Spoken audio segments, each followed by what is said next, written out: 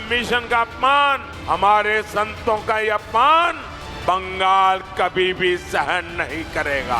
कि ममता बनर्जी माँ, माटी और मानुस के नारे के साथ आई थी और मुल्ला, मदरसा और माफिया में बदल गई है। আমি শুনেছি অনেক দিন ধরে কার্তিক মহারাজ, কিন্তু যে লোকটা বলে আমি তৃণমূল কংগ্রেসকে এজেন্ট বসতে দেবো না, সে লোকটাকে আমি সাধু বলে মনে করি না। তার কারণ তিনি ডাইরেক্ট পলিটিক্স করে দেশটার সর্বনাশ করছেন। जो शेख शाहजहां को कुछ भी नहीं कर सकता है, वो उल्टा हमारे साधु संत महात्मा का ऊपर आक्रमण शुरू किया। भगवे कपड़े पहनकर इस तरह की बात करते हैं तो सीता जी को चोरने को रावण जब आए थे तो भी भगवे कपड़े पहन के आए।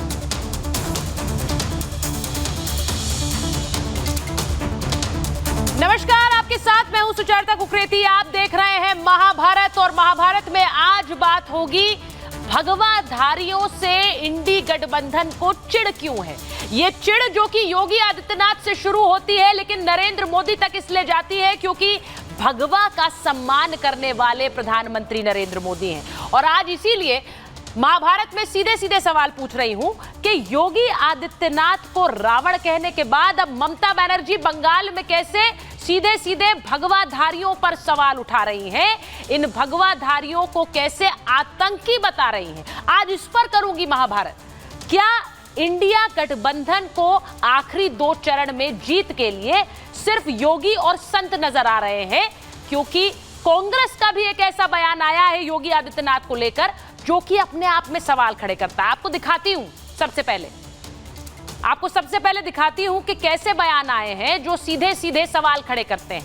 ममता बनर्जी जो कि कह रही है कि कुछ संत बीजेपी के इशारे पर काम कर रहे हैं, ये कह रही हैं वो साधु नहीं, राजनीति में आकर देश को बर्बाद कर रहे हैं। ये बयान आया है ममता बनर्जी का, यानी साधु संत राजनीति में आ रहे हैं और देश को बर्बाद कर रहे हैं। वहीं दूसरी तरफ योगी आदित्यनाथ को लेकर जो बयान आया है, नाना पटोले जो कि महाराष्ट्र कांग्रेस के अध्यक्ष हैं, गलत नीति के साथ भगवा पहनने वाले योगी हैं। वो कह रहे हैं कि सीता हरण करने भगवा पहनकर रावण आया था, तो योगी आदित्यनाथ को सीधे रावण से तुलना। वहीं डीके शिव कुमार जो कि डिप्टी सीएम है कर्नाटक के, कांग्रेस के बड़े नेता है, कहते हैं चुनाव हारकर योगी को फिर संन्यास लेना होगा, यानी कि ये चुनाव हारने वाले हैं और योगी आदित्यनाथ फिर से संन्यास लेने वाले हैं, राजनीति से गायब होने वाले हैं। आज इस पर कर रही हूं महाभारत। आपको तस्वीर एक दिखाती हूं, संतों से चिढ़ क्यों है इंडिया गठबंधन को। यह तस्वीर देखिए, प्रधानमंत्री नरेंद्र मोदी जो कि इंडिया गठबंधन जो प्रधानमंत्री पर हमला करता है, योगी आदित्यनाथ पर हमला करता है, क्योंकि संतों का आशीर्वाद प्रधानमंत्री को मिला हुआ है। और अगर संत प्रधानमंत्री को आशीर्वाद देते हैं तो क्या उन्हीं संतों पर सवाल खड़ा कर दिया जाएगा। आज महाभारत में सवाल ये पूछ रही हूं। अब पश्चिम बंगाल और यूपी, ये 2 राज्य ऐसे हैं जिनमें सीधे सीधे एक तरफ 42 सीटें और एक तरफ 80 सीटें, दोनों को मिलाकर देख लीजिए 122 सीटों का तो यहीं से खाका निकलता है इस 2024 के लोकसभा चुनाव में जीत के लिए। तो ममता बनर्जी को क्या अपना किला ढहने का डर लग रहा है इस चुनाव में? बंगाल में चौंकाने वाले नतीजे आ सकते हैं इस बार, ऐसे दावा बीजेपी कर रही है। पिछली बार टीएमसी 22, बीजेपी 18 जीती थी।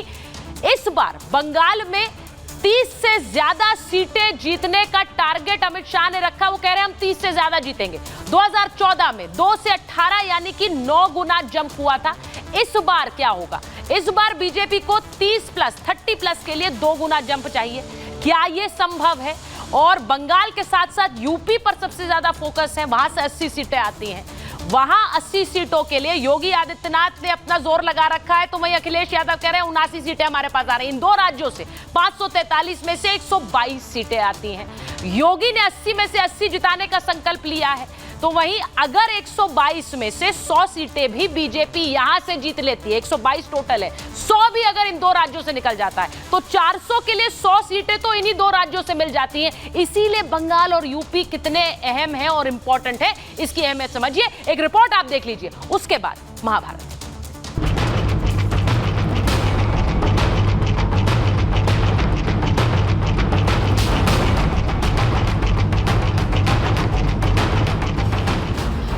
में मोदी का विजय रथ 400 पार के लक्ष्य की ओर तेजी से बढ़ रहा है। जनता और संतों का उन्हें खूब आशीर्वाद मिल रहा है। इसीलिए विपक्ष बौखला गया है। मोदी योगी को गाली देने वाले अब साधु संतों को निशाना बना रहे हैं। ममता बनर्जी कह रही हैं ये साधु नहीं, देश बर्बाद करने वाले हैं। আমি শুনেছি অনেক দিন ধরে কার্তিক মহারাজ ভারত সেবা সংঘকে আমি খুব শ্রদ্ধা করতাম, তিনি ডাইরেক্ট পলিটিক্স করে দেশটার সর্বনাশ করছেন। যেমন আমি শুনলাম আসানসোলের একটি মিশন আছে, ইসকনেরও একটা মিশন আছে, একটা দুটো তো থাকবেই। দিল্লি থেকে নির্দেশ আসে, বলে বিজেপিকে ভোট দেওয়ার জন্য বলো। কেন করবে সাধু সন্তরা এই কাজ? ममता ने यह बात एक चुनावी रैली में भारत सेवाश्रम संघ के कार्तिक महाराज को लेकर कही। सोचिए, जो संत परंपरा भारत की पहचान है, उसे विपक्ष बर्बादी की वजह बता रहा है, तो देश के मुखिया मोदी भड़क गए। अपने वोट बैंक को खुश करने के लिए टीएमसी सरकार हद पार कर रही है। रामकृष्ण मिशन का अपमान, हमारे संतों का ये अपमान बंगाल कभी भी सहन नहीं करेगा। मोदी ने क्लास लगाई तो संतों का आक्रोश भी फूटने लगा है।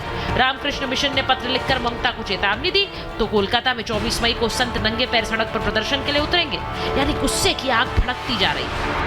जैसा कि हम देख रहे हैं कि पिछले कुछ दिनों में ममता बनर्जी द्वारा इस्कॉन पर कुछ एलिगेशंस लगाए गए हैं जो कि बिल्कुल बेबुनियाद हैं। इस तरह कहना कि हम राजनीति से जुड़े हैं, ये बिल्कुल गलत है और सभी भक्त इस पर बहुत दुख प्रकाशित करते हैं। छठे चरण की वोटिंग से पहले संतों के अपमान के जरिए क्या ममता अपने वोट बैंक को खुश करना चाहती है? पूरा देश संदेश खाली की घटना से विक्षुब्ध हो। ये ममता बनर्जी माँ, माटी और मानुस के नारे के साथ आई थी और मुल्ला, मदरसा और माफिया में बदल गई है। टीएमसी के लोग क्या बोलते हैं?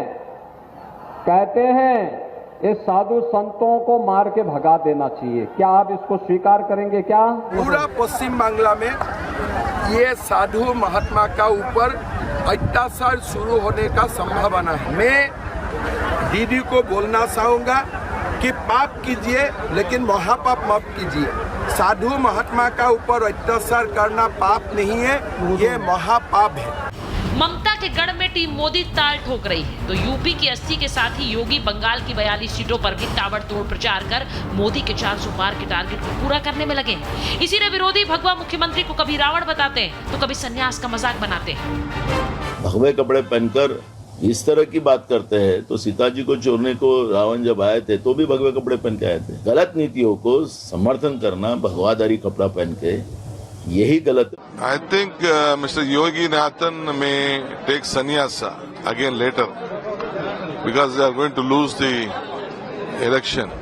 राहुल गांधी के नेताओं ने योगी के खिलाफ जहर उगला तो मोदी आग बबूला हो गए। यूपी में 2 शहजादों यानी राहुल अखिलेश की जीत के दावों की धज्जियां उड़ा दी। यूपी के शहजादे को यूपी में पुराना गुंडा राज वापस चाहिए। जब से भाजपा सरकार यहां आई है, नो पर आफत आई है। यूपी में एक भगवाधारी मुख्यमंत्री विरोधियों को रास नहीं आ रहा है। योगी को हराने में नाकाम लोग अब भगवा को टारगेट कर अपनी खींच निकाल रहे हैं। लेकिन योगी मॉडल का असर बंगाल में ममता के किले में भी सेंध लगा रहा है। क्या इसी डर से मोदी के योद्धा योगी और संतों को निशाना बनाकर इंडी वोट बैंक का तुष्टीकरण कर रहे हैं? संतों का सियासी श्राप क्या 4 जून को विपक्ष के सपनों को भस्म कर देगा? Bureau report, Republic Bharat.